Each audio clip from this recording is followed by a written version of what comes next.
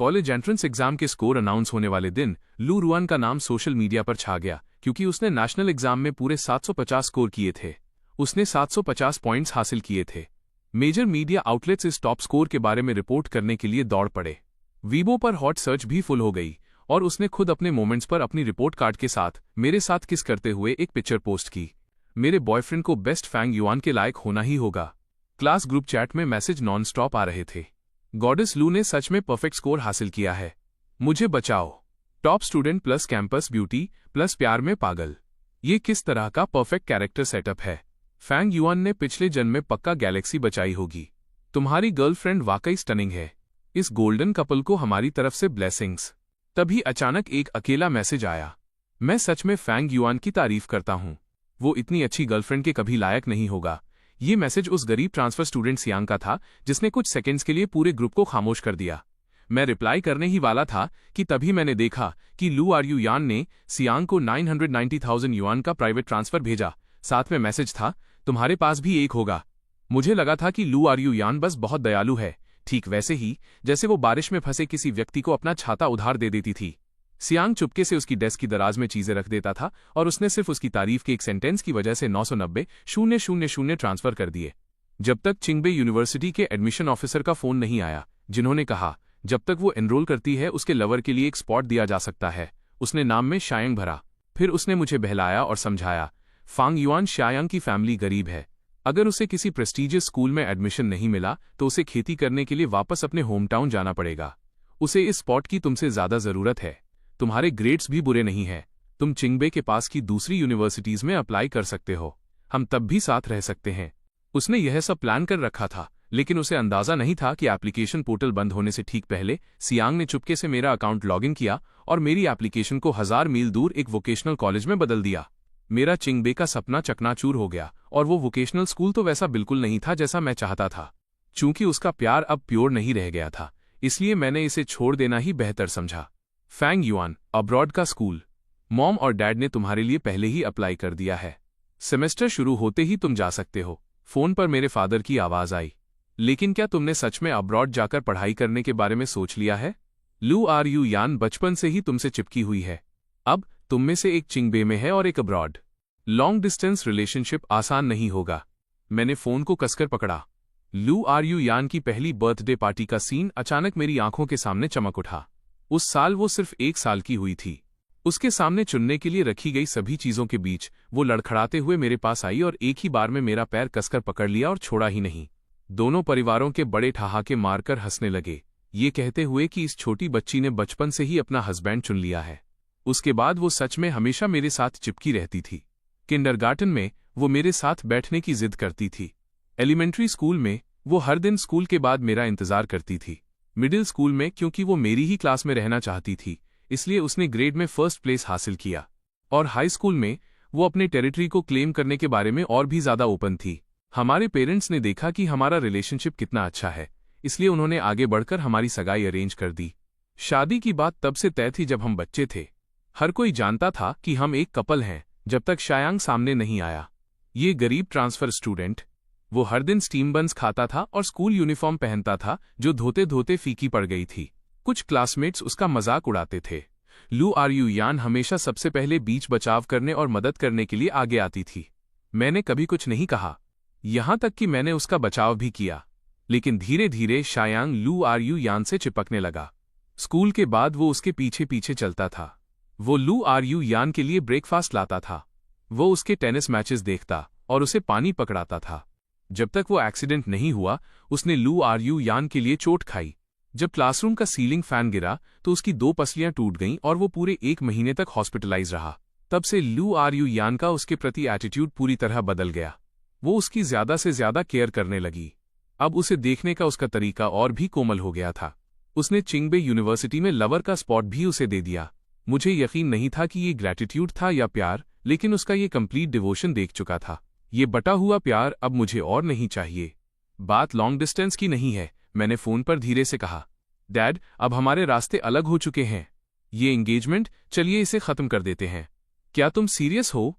मेरे फादर ने हैरानी से पूछा। मैंने इस बारे में अच्छे से सोच लिया है। लाइन के दूसरी ओर एक पल के लिए खामोशी छा गई। फिर उन्होंने आह भरी। ठीक है, तुम अभी जवान हो, फ्यूचर में तुम्हें और भी बहुत से लोग मिलेंगे, तो तुम्हारे अब्रॉड जाने के बाद हम एंगेजमेंट तोड़ने के लिए ल्यू फैमिली के घर जाएंगे। क्या तोड़ना है? अचानक पीछे से एक साफ फीमेल आवाज आई। मैंने मुड़कर देखा तो वहां लू आर यू यान थी। वो किसी वक्त विला का दरवाजा खोलकर एंट्रीवे में खड़ी हो गई थी। उसने एक छोटी ब्लैक ड्रेस पहनी थी, लंबी कदकाठी और लंबी टांगे। वो एक नेचुरल क्लॉथ हैंगर की तरह थी। उसके पीछे से सूरज की रोशनी आ रही थी, जो उसके जेंटल फीचर्स को और उभार रही थी। एक यंग वुमन का ये जेंटल और एलिगेंट बर्ताव कभी मेरे दिल को बहुत ज्यादा धड़काता था, लेकिन अब इस चेहरे को देखकर मेरा दिल ठहरे हुए पानी की तरह शांत था। कुछ नहीं, मैंने फोन काट दिया। मेरी टोन इंडिफरेंट थी। लू आर यू यान ने ज्यादा दबाव नहीं डाला। वो एक ब्राइट स्माइल के साथ पास आई और मुझे एक कीमती सूट बैग थमा दिया।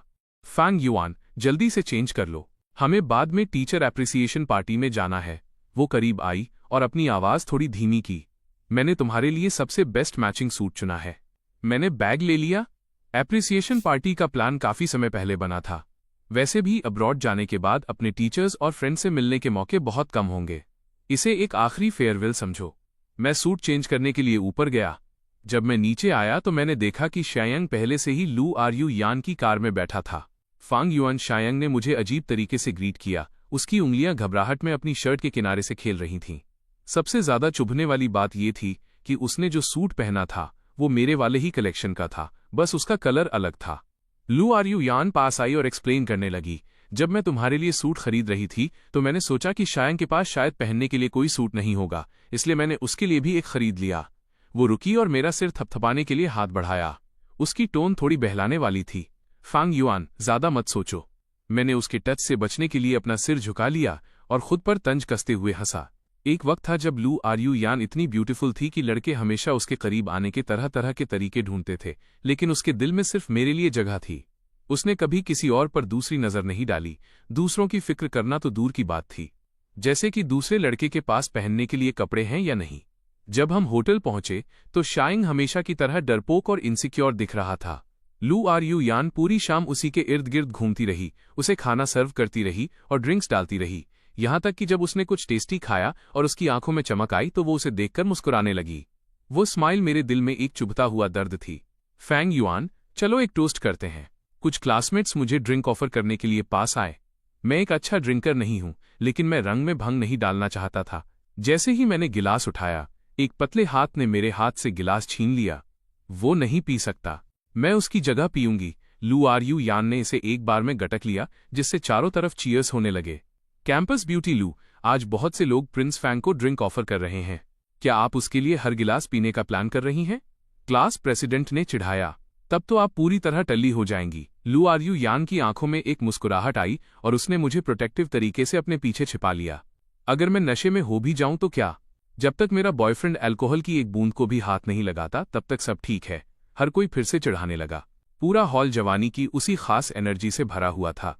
टीचर्स के जाने के बाद स्टूडेंट्स और भी ज्यादा मस्ती करने लगे। किसी ने ट्रूथ और डेयर खेलने का सुझाव दिया। लू आर यू यान पहले कुछ राउंड हार गई। पहला डेयर उसके फोन पर उसका पिंड मैसेज दिखाना था। रेड हार्ट इमोजी के साथ फांग युआन, ये 2 शब्द सामने आए। दूसरा डेयर उसका फोटो एल्बम दिखाना था।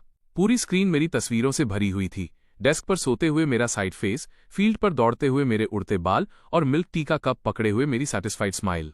तीसरा डेयर उसके नोट्स दिखाना था, जो मेरी पसंद नापसंद की लिस्ट से भरे हुए थे। धनिया से नफरत है, बिना शुगर वाली कॉफी पसंद है, ब्रेकफास्ट स्किप करने पर पेट में दर्द होता है, आम से एलर्जी है। उसमें यहां तक लिखा था, जब मैं गुस्से में हूं तो उसे पहले अपना एटीट्यूड चेक करना होगा। इस तरह का लव मैनुअल बहुत ज्यादा स्वीट था। लड़के जलन के मारे पैर पटक रहे थे। लेकिन तुम दोनों एक ही यूनिवर्सिटी में नहीं जा रहे हो, और फैंग युआन इतना हैंडसम है। क्या होगा अगर कोई उसे चुरा ले गया तो? लू आर यू यान ने कॉन्फिडेंस के साथ स्माइल की। मेरे आदमी को चुराने की हिम्मत कौन करेगा? वैसे भी मैंने फैंग युआन की एप्लीकेशन अपनी नाक के नीचे चिंगबे के पास वाले स्कूल में डलवा दी है ना फैंग युआन? मेरे होठों पर एक कड़वी मुस्कुराहट आ गई। असल में बात यही थी, लेकिन अब मेरी एप्लीकेशन शायांग द्वारा 1000 मील दूर एक वोकेशनल कॉलेज में बदली जा चुकी थी। मैंने कोने में बैठे शायांग की ओर देखा। उसका चेहरा तुरंत पीला पड़ गया और उसकी उंगलियां घबराहट में भिज गईं। मुझे ये देखकर हंसी आई। अगर तुम एक्सपोज होने से इतना डरते हो तो तुमने ये किया ही क्यों? मैं बस अपना मुंह खोलने ही वाला था कि अगले राउंड में घबराया हुआ शायांग हार गया। डेयर अपनी लेफ्ट साइड वाली लड़की को किस करना था। बदकिस्मती से उसके लेफ्ट में क्लास की सबसे ज्यादा गुस्सैल लड़की बैठी थी। शायांग का चेहरा जम गया। उसने दबे स्वर में पूछा कि क्या उसे दूसरा डेयर मिल सकता है, लेकिन सबने उसे मना कर दिया। बिल्कुल नहीं, तुम्हें उसे किस करना ही होगा। शायांग ने अपनी आंखें बंद की और कांपते हुए आगे बढ़ा। जैसे ही वो टच करने वाला था, लू आर्यू यान अचानक खड़ी हुई, दूसरी लड़की को दूर खींचा और खुद शायांग को किस कर लिया। उसने धीरे से उसे याद दिलाया, सांस लो। पूरा हॉल बिल्कुल खामोश हो गया। मुझे लगा जैसे मेरा दिल निचोड़ा जा रहा हो। इतना दर्द हुआ कि मेरा सांस लेना मुश्किल हो गया। किस खत्म हुआ।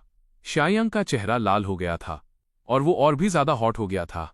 तभी लू आर्यू यान ने एक्सप्लेन किया, मुझे बस अभी याद आया कि ये पहले मेरी सीट थी, इसलिए शायांग के लेफ्ट में जो इंसान होना चाहिए था वो मैं ही थी। डेयर खत्म हुआ। कमरे में एक अजीब सी खामोशी छा गई। हर कोई मेरी तरफ देख रहा था। उनकी आंखें दया और सहानुभूति से भरी थीं। मैं इस तरह सबका सेंटर ऑफ अटेंशन नहीं बनना चाहता था। ये सोचकर कि पार्टी वैसे भी खत्म होने ही वाली है, मैं जाने के लिए खड़ा हो गया। जैसे ही मैंने होटल से बाहर कदम रखा, रात की ठंडी हवा मेरे गालों से टकराई। मुझे एहसास हुआ कि मेरा चेहरा बर्फ जैसा ठंडा पड़ चुका था। Fang Yuan. लू आर्यू यान मेरे पीछे भागी और उसने मेरी कलाई पकड़ ली। आई एम सॉरी, क्या तुम नाराज हो?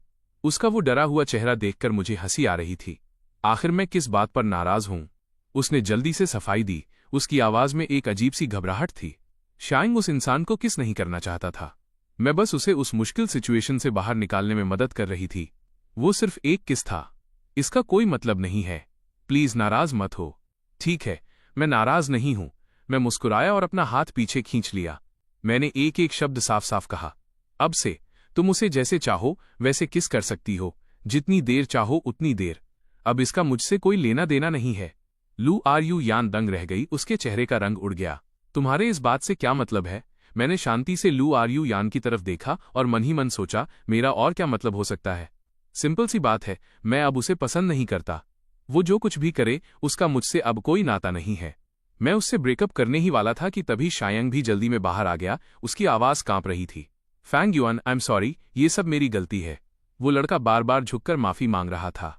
रात की हवा में उसका दुबला पतला शरीर थोड़ा कांप रहा था। वो इतना बेचारा सा दिख रहा था जैसे कि मैं ही विलन हूं। लू आर्यू यान से नाराज मत हो। अगर तुम किसी को ब्लेम करना चाहते हो तो मुझे करो। लू आर्यू यान ने जल्दी से उसे संभाला। तुम ये क्या कर रहे हो? मैंने फैंग युआन को सब समझा दिया है। वो नाराज नहीं है। मैं उसकी बातों पर मुस्कुराया और सिर हिला दिया। मैं नाराज नहीं हूं। तभी शायांग ने राहत की सांस ली। उसने दबे स्वर में कहा, तो फिर मैं पहले घर निकलता हूं। लेकिन लू आर्यू यान ने उसकी कलाई पकड़ ली। रुको, बहुत देर हो चुकी है। ये तुम्हें घर छोड़ देगा। शायांग की आंखों में चमक आ गई, लेकिन उसने हिचकिचाने का नाटक किया और मेरी तरफ देखा। लेकिन फैंग युआन का क्या? हम एक ही रास्ते से नहीं जा रहे हैं। तुम्हें उसकी फिक्र करने की जरूरत नहीं है। लू आर्यू यान की आवाज बहुत कैजुअल थी। उसकी फैमिली का ड्राइवर उसे लेने बाद में आ जाएगा। इतना कहकर उसने सिया को कार के अंदर खींच लिया। जाने से पहले उसने खिड़की नीचे की और मुझसे कहा, फैंग युआन, सुरक्षित रहना। घर पहुंचकर मुझे कॉल करना। मैं वहीं खड़ा रहा और अंधेरे में कार की टेल लाइट्स को ओझल होते देखता रहा। वो भूल गई थी कि मेरे फैमिली ड्राइवर के घर में कोई इमरजेंसी थी और उसने कुछ दिनों की छुट्टी ली थी। मैंने कुछ दिन पहले ही उसे यह बताया था। पहले जब मेरे बारे में कोई बात होती थी तो उसे एक एक छोटी डिटेल याद रहती थी। धनिया का कौन सा हिस्सा मुझे खाना पसंद नहीं है, पेट दर्द के लिए कौन सी दवाई लेनी है, मुझे किस कलर की टाई पसंद है। अब वो ये भी भूल गई। तेज बारिश होने लगी। मैं काफी देर तक होटल के एंट्रेंस पे खड़ा रहा, लेकिन कोई कैब नहीं मिली। आखिर में मुझे बारिश में ही पैदल घर जाना पड़ा। बहुत अंधेरा था और सड़क बहुत फिसलन भरी थी। रास्ते में मुझे एक इलेक्ट्रिक स्कूटर ने टक्कर मार दी। मेरे घुटने जोर से जमीन पर जा लगे। खून बारिश के पानी में मिलकर बहने लगा। जिसने मुझे टक्कर मारी उसने मुड़कर देखा भी नहीं और भाग गया। मैं बस लंगड़ाते हुए आगे बढ़ता रहा। 3 घंटे बाद मैं आखिरकार घर पहुंचा। मैंने दर्द सहा और घाव को डिसइंफेक्ट किया। घाव पर खुद ही पट्टी बांधने के बाद मेरे फोन की स्क्रीन जल उठी। यह लू आर्यू यान का मैसेज था। क्या तुम घर पहुंच गए? मैं रिप्लाई नहीं करना चाहता था, इसलिए मैंने बस अपना फोन बंद कर दिया। शॉवर लेने के बाद मुझे नींद आ गई। अगले दिन डोरबेल नॉनस्टॉप बजने लगी। मैंने अपने थके हुए शरीर को घसीटते हुए दरवाजा खोला। लू आर्यू यान बाहर एक फिक्रमंद चेहरे के साथ खड़ी थी। तुम घर पर हो? तुमने कल मेरे मैसेज का रिप्लाई क्यों नहीं दिया? मैं मुड़ा और अंदर चला गया। चोट लग गई थी, जल्दी सो गया, देख नहीं पाया। तभी लू आरयू यान ने मेरे पैर के घाव को नोटिस किया। उसकी भौहें तुरंत तन गईं। यह क्या है? ड्राइवर छुट्टी पर है। घर आते वक्त मुझे एक इलेक्ट्रिक स्कूटर ने टक्कर मार दी थी। लू आरयू यान सन्न रह गई। उसे अभी याद आया कि मेरे परिवार का ड्राइवर छुट्टी पर था। उसके अंदर एक गिल्ट की लहर दौड़ गई। फैंग युआन, तुमने मुझे कॉल क्यों नहीं किया? मैंने उसकी ओर देखा। अगर मैंने तुम्हें कॉल किया होता तो क्या तुम मुझे लेने वापस आती? बेशक। तो अगर उसी वक्त शायांग के साथ भी कुछ हुआ होता, क्या तब भी मैं ही तुम्हारी पहली चॉइस होता?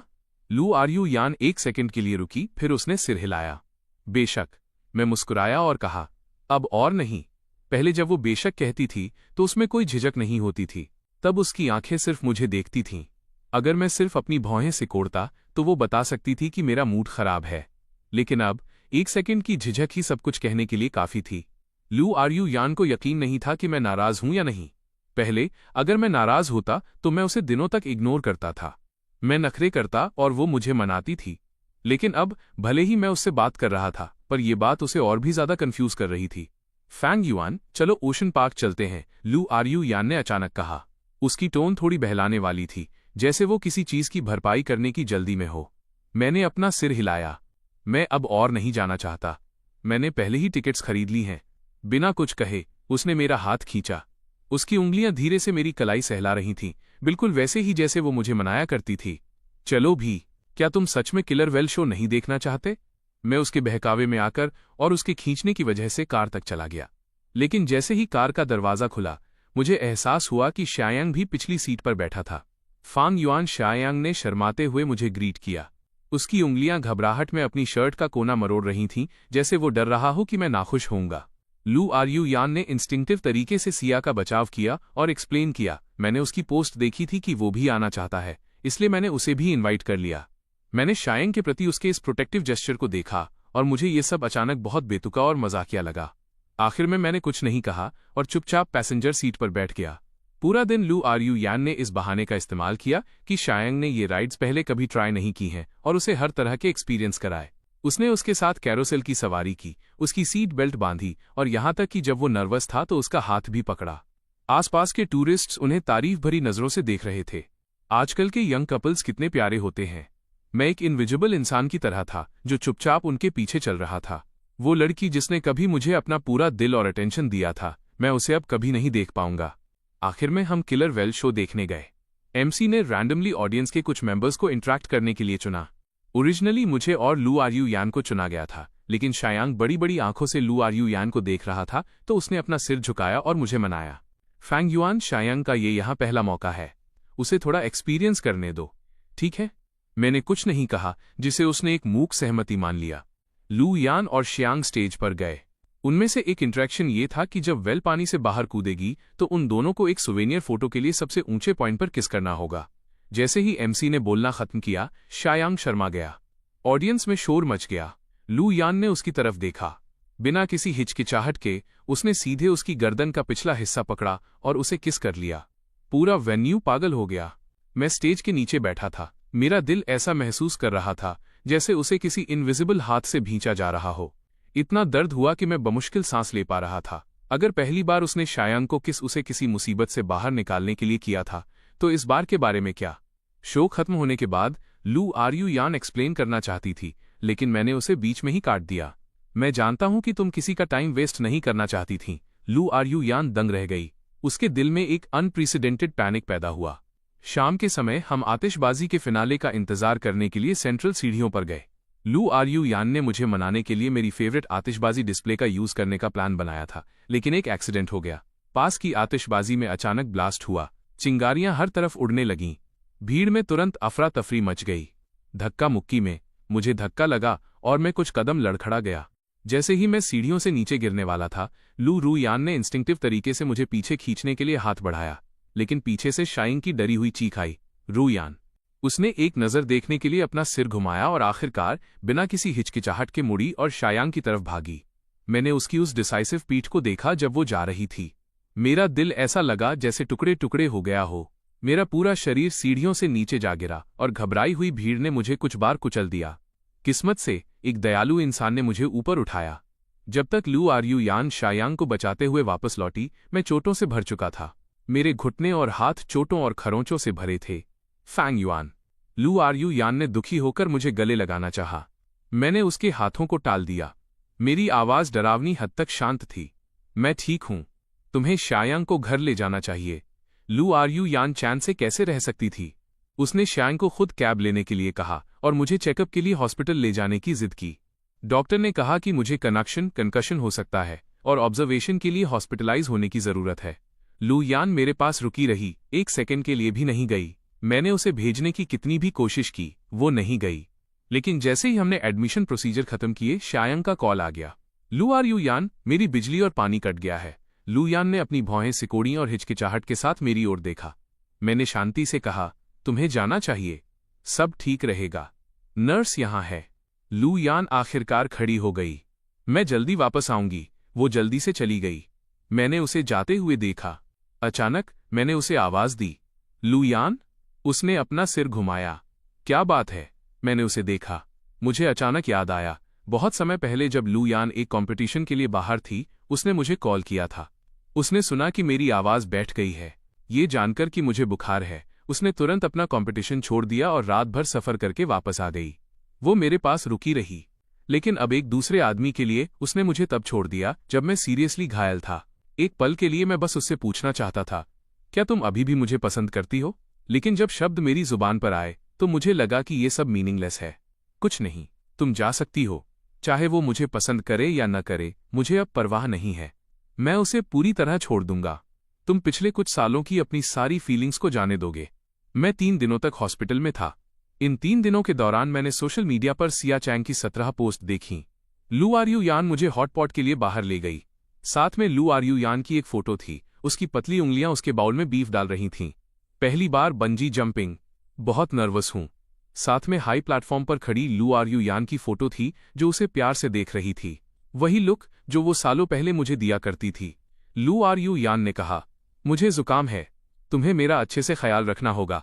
साथ में हॉस्पिटल के बेड के पास बैठी लू यान की फोटो थी, जो धीरे धीरे चम्मच से गर्म दलिया चला रही थी। मैंने शांति से स्क्रॉल कर दिया, शायद इसलिए क्योंकि मुझे इतनी बार चोट लगी है कि मेरा दिल अब सुन्न हो गया है। जिस दिन मुझे डिस्चार्ज किया गया, फिजिकल थेरेपी के लिए मेरे रेगुलर हेल्थ मैनेजमेंट सेंटर में मेरा अपॉइंटमेंट था। जैसे ही मैंने कांच का दरवाजा धकेला, एक जानी पहचानी आवाज गूंजी, फैंग युआन। लू यान रिसेप्शन डेस्क के पास खड़ी थी। उसके बगल में शायांग था, जो काफी ऑकवर्ड और असहज दिख रहा था। उसके चेहरे पर पैनिक की एक साफ झलक दिखाई दी। तुम्हें डिस्चार्ज कब किया गया? क्या तुम्हारे घाव में अभी भी दर्द होता है? ये ठीक हो गया है, मैंने सपाट लहजे में जवाब दिया। मेरी नजर शायांग पर पड़ी। लू आरयू यान ने राहत की सांस ली। उसने एक्सप्लेन किया, शायांग पहले कभी ऐसी जगह नहीं आया है, इसलिए मैं उसे यहां कुछ पॉस्चर करेक्शन ट्राई करने के लिए ले आई। वो एक पल के लिए रुकी। संयोग से मुझे भी इन चीजों की ज्यादा समझ नहीं है। तुम उसके साथ ट्रेनिंग कर सकते हो। मैं सबके सामने तमाशा नहीं बनाना चाहता था कि लोग हंसे, इसलिए मैंने सिर हिला दिया। वे दोनों एक साथ रिहैबिलिटेशन रूम में दाखिल हुए। मेरे ट्रेनर ने कस्टम डिजाइन इक्विपमेंट निकाले। उसने डैमेज को असेस करने में मेरी मदद करना शुरू किया। सिया चैंग मेरे बगल में खड़ा होकर उस प्राइवेट ट्रेनिंग सेशन को प्रशंसा भरी नजरों से देख रहा था। ये बहुत महंगा होगा। एक यंग मास्टर वाकई एक यंग मास्टर होता है। मेरी तरह नहीं, मैंने पूरी जिंदगी कभी प्राइवेट ट्यूटर नहीं रखा। लू आरयू यान ने अपनी भौहें सिकोड़ी। जलन महसूस करने की जरूरत नहीं है। इस बार तुम बस फैंग युआन के टीचर के साथ ट्रेनिंग कर सकते हो। शायांग ने जल्दी से हाथ हिलाए। नहीं, इसकी जरूरत नहीं है। मैं इतनी अच्छी सर्विस के लायक नहीं हूं। तुम क्या बकवास कर रहे हो? लू यान की आवाज पक्की थी। तुम बेस्ट के हकदार हो। मैंने अपनी आंखें बंद की और ट्रेनर से कहा, रूम चेंज कर दो, मुझे कुछ देर शांति चाहिए। लू आरयू यान दंग रह गई। मैंने वो कस्टम इक्विपमेंट पहले ही खरीद लिया है, मैं अब इसका इस्तेमाल नहीं कर रहा हूं। मैं स्टाफ से कहकर उसके लिए भी वैसा ही एक सेट मंगवा दूंगा, मैंने थकान भरे लहजे में कहा। आखिरकार मुझे उन दोनों से छुटकारा मिला। थेरेपी खत्म करने के बाद मैंने अपने कपड़े बदले और उनका इंतजार किए बिना सीधे घर चला गया। जैसे ही मैं अपने दरवाजे पर पहुंचा, लू आरयू यान ने जबरदस्ती दरवाजा धकेला। Fang Yuan. लू आरयू यान गुस्से में अंदर आई और मेरी कलाई पकड़ ली। तुमने अपने ट्रेनर से क्या कहा? पॉस्चर करेक्शन ट्रेनिंग के दौरान सिया को चोट क्यों लगी? जिस तरह से वो मुझे खींच रही थी, उससे दर्द हो रहा था। मैं एक पल के लिए सन्न रह गया। क्या? मैंने तुम्हें पहले ही बताया है, मैं उसका ज्यादा ख्याल सिर्फ इसलिए रख रही हूं क्योंकि उसने एक बार मुझे बचाया था। लू आरयू यान की आवाज अपना गुस्सा दबा रही थी। मैं जिसे पसंद करती हूं वो अभी भी तुम ही हो। अगर तुम नाखुश हो तो तुम अपना गुस्सा मुझ पर निकाल सकते हो। तुम उसे नुकसान क्यों पहुंचाओगे? मैंने उसे यकीन न होने वाली नजरों से देखा। मैंने उसे कोई नुकसान नहीं पहुंचाया। ट्रेनर के पॉस्चर करेक्शन मूवमेंट्स प्रोफेशनल होते हैं। वो जानबूझकर कैसे उसे चोट पहुंचा सकता है? किसी को घायल कर देंगे? वो रिहैबिलिटेशन सेंटर तुम्हारी फैमिली का है, लू यान ने तंज कसा। अगर तुम उन्हें उसे थोड़ा परेशान करने के लिए कहते तो क्या इसके लिए सिर्फ एक शब्द काफी नहीं होता? उसकी आंखों में ये सब देखकर मेरा दिल दर्द से भर गया। क्या मैं इस तरह का इंसान हूं? मैंने अपना मुंह खोला पर कोई शब्द बाहर नहीं आया। लू आर्यू यान ने मेरी खामोशी को मेरा गुनाह मान लिया। वो मुझे सीधे बाहर खींच ले गई। तुम क्या कर रही हो? मैंने संघर्ष किया। लू आर्यू यान ने तब तक एक शब्द नहीं कहा जब तक वो मुझे खींचकर शायांग के हॉस्पिटल रूम तक नहीं ले गई। शायांग पट्टियों से ढका हुआ था और हॉस्पिटल के बेड पर बेचारा सा लेटा था। माफी मांगो, लू यान ने हुक्म दिया। मैंने अपनी कसकर पकड़ी हुई कलाई की ओर देखा। मेरी नाक की जड़ में जलन होने लगी। पहले जब बॉल खेलते वक्त मेरे टखने में मोच आ जाती थी तो लू आर्यू यान का दिल इतना टूट जाता था कि वो रोने लगती थी। उसने मेरे साथ कभी ऐसा बर्ताव नहीं किया होता। मैंने कुछ गलत नहीं किया था। मैं माफी मांगना चाहता हूं। शायांग ने जल्दी से बीच बचाव करने की कोशिश की। अगर फैंग युआन माफी नहीं मांगना चाहता तो ठीक है, सब ठीक हो जाएगा। हॉस्पिटल में कुछ दिन बिताने के बाद लू आर्यू यान और भी ज्यादा गुस्से में आ गई। शायांग को देखो और फिर खुद को देखो। तुम बार बार उसे बुली करना कैसे बर्दाश्त कर सकते हो? उसकी नजर अचानक मेरी गर्दन पर रुक गई। वहां एक नेकलेस था। चूंकि तुम माफी नहीं मांगोगे तो ये नेकलेस उसे हर जाने कॉम्पेंसेशन के तौर पर दे दो। मेरा पूरा शरीर अकड़ गया। मेरी उंगलियां अनजाने में नेकलेस को छूने लगीं। क्या तुम्हें अभी भी याद है कि ये क्या है? ये प्यार की वो निशानी, टोकन ऑफ लव थी जो लू आर्यू यान ने मुझे दी थी। ये मुझे जिंदगी भर के लिए उससे बांधने का सिंबल था और अब वो मुझे इसे अपने हाथों से उतारने के लिए कह रही थी। शायांग को हर्जाना देने के लिए लू आर्यू यान सब कुछ भूल चुकी थी। क्या ये सिर्फ एक नेकलेस नहीं है? मैं तुम्हें बाद में इससे भी अच्छा दिला दूंगी। शायांग इतना बड़ा दिल दिखा रहा है कि वो तुमसे माफी नहीं मंगवा रहा। तुम उसे एक गिफ्ट देकर हर्जाना भी नहीं दोगे? मैंने एक गहरी सांस ली। मैंने जबरदस्ती उस नेकलेस को खींचकर तोड़ दिया। मैंने उसे शायांग की तरफ फेंक दिया। यहां लो, ये तुम्हारा है, लू आर्यू यान। मैंने तुम्हें ये भी वापस कर दिया है। मैं मुड़ा और बिना पीछे देखे चला गया। अगले कुछ दिनों तक मैं अपना सामान पैक करने में बिजी रहा। लू आर्यू यान, जो एक दिन भी मुझे देखे बिना बेचैन हो जाती थी, पूरे एक हफ्ते से सामने नहीं आई थी। मुझे सोचने की जरूरत नहीं थी कि वो पक्का हॉस्पिटल में शायांग के साथ थी। एक हफ्ते बाद आखिरकार लू आर्यू यान मेरे दरवाजे पर आई। फैंग युआन वो दरवाजे के बाहर खड़ी थी। उसकी टोन में थोड़ी बेबसी थी। शायांग देख रहा है कि हमारे बीच हाल ही में बहुत टेंशन रही है। उसे बहुत गिल्टी महसूस हो रहा है। वो सुलह करने के लिए हमें खाने पर ट्रीट देना चाहता है। मैंने ऊपर नहीं देखा और अपने कपड़े तह करना जारी रखा। मैं नहीं जा रहा हूं। साफ है कि गलती तुम्हारी है, उसने आह भरी। ऐसा क्यों हो गया है कि अब मुझे ही तुम्हें मनाना पड़ रहा है? मेरे हाथ रुक गए। मैंने उसकी ओर देखा। मैंने क्या गलत किया? लू यान अवाक रह गई। उसने तुरंत अपनी टोन नरम कर ली। ठीक है, आई एम सॉरी। चलो, अब और नाराज मत रहो। शायांग पिछले कुछ दिनों से खुद को कोस रहा है। आखिरकार वो मुझे घसीटकर रेस्टोरेंट ले ही गई। शायांग पहले से ही वहां इंतजार कर रहा था। उसने चुपचाप मेनू आगे बढ़ा दिया। लू आर्यू यान ने इसे ले लिया। उसकी पतली उंगलियां मेनू पर सरक रही थीं। उसने कुशलता से पूरी टेबल भर खाना ऑर्डर कर दिया। स्पाइसी स्टिर फ्राइड चिकन, उबली हुई मछली और चिली सॉस, सिचुआन टोफू, ये सभी शायांग की फेवरेट डिशेस थीं। मैंने उसे ऑर्डर करते हुए चुपचाप देखा। मुझे अचानक याद आया कि वो हमेशा मेरे लिए कैसे पूछा करती थी। ऑर्डर करते समय सबसे पहले मेरी पसंद का ख्याल रखती थी। उसे वे सभी चीजें याद थीं जो मैं नहीं खा सकता था। अब यहां तक कि ये बात भी कि मेरा स्टमक कमजोर है और मैं स्पाइसी खाना नहीं खा सकता, वो पूरी तरह से भूल चुकी है। खाना सर्व होने के बाद मैंने अपनी चॉपस्टिक्स को हाथ भी नहीं लगाया। फांग युआन शायांग ने मुझे घूर कर देखा। तुम खा क्यों नहीं रहे? क्या तुम अभी भी मुझसे नाराज हो? लू आर्यू यान ने अपनी भौहें सिकोड़ी। फैंग युआन, क्या हमारी ये बात नहीं हुई थी कि तुम अब और नाराज नहीं रहोगे? मैं नाराज नहीं हूं। मैंने अपनी चॉपस्टिक्स नीचे रख दी। लेकिन मेरा स्टमक कमजोर है। स्पाइसी खाने से भरी इस टेबल के साथ तुम मुझसे क्या उम्मीद करती हो कि मैं कैसे खाऊंगा? लू आर्यू यान सन रह गई। उसने लाल मिर्च के तेल से भरी टेबल को देखा, फिर मेरी तरफ देखा। उसके एक्सप्रेशन अचानक कॉम्प्लिकेटेड हो गए। आई एम सॉरी, मैं भूल गई थी। जैसे ही वो वेटर को बुलाकर और खाना ऑर्डर करने वाली थी, छत का झूमर शैंडलियर अचानक गिर गया। धमाका हुआ। शायांग और मैं दोनों एक साथ इसकी चपेट में आ गए। फैंग युआन, लू आर यू यान पहले मेरी तरफ लपकी, लेकिन तभी शायांग की आवाज आई। लू यान, बहुत दर्द हो रहा है। वो 1 सेकंड के लिए हिचकिचाई। उस एक अकेले सेकंड में मैंने उसे शायांग को उठाने के लिए मुड़ते हुए देखा। पीछे मुड़े बिना उसने स्टाफ पर चिल्लाकर कहा, इसे हॉस्पिटल ले जाने में मेरी मदद करो। मैं कांच के टुकड़ों से लगी चोटों से भरा हुआ था। मैं बस बेबसी से उसे शायांग को थामे हुए बाहर जाते देखता रहा। इस भयंकर दर्द के बीच मुझे अचानक वो वक्त याद आया जब मैं 12 साल का था।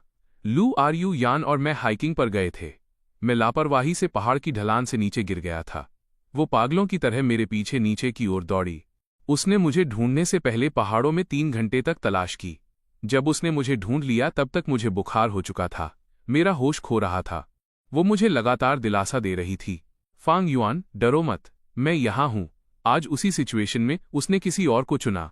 मेरी आंखों के सामने अंधेरा छाने लगा। मेरा आखिरी होश लू आर यू यान की उस डिसाइसिव पीठ को देखने में था जब वो जा रही थी। हॉस्पिटल में मुझे धुंधली सी एक नर्स की आवाज सुनाई दी, मिस्टर फैंग, क्या आप मुझे सुन सकते हैं? मैंने अपनी आंखें खोलने की कोशिश की। मैंने खुद को अभी भी एक स्ट्रेचर पर लेटा हुआ पाया। कोई डॉक्टर मेरे घावों का इलाज करने नहीं आया था। नर्स ने अजीब तरीके से कहा, मुझे वाकई बहुत दुख है। मिस लू ने अचानक सभी डॉक्टर्स को मिस्टर एस की चोटों को चेक करने के लिए बुला लिया है। शायद आप उन्हें कॉल करके कुछ डॉक्टर्स को यहां भेजने के लिए कह सकें, वरना दूसरा ऑप्शन किसी और हॉस्पिटल में ट्रांसफर होना ही है। मेरा दिल अचानक दुखने लगा। मैंने एक कड़वी हंसी हंसी। ये हॉस्पिटल ल्यू फैमिली का ही है। पहले अगर मुझे थोड़ा सा भी जुकाम या बुखार होता था तो लू आर यू यान पागलों की तरह हॉस्पिटल के बेस्ट डॉक्टर्स को बुला लेती थी। अब उसकी सारी चिंता किसी और के लिए है। मुझे पता था कि अपनी मौजूदा चोटों के साथ मैं दूसरे हॉस्पिटल में ट्रांसफर नहीं हो सकता।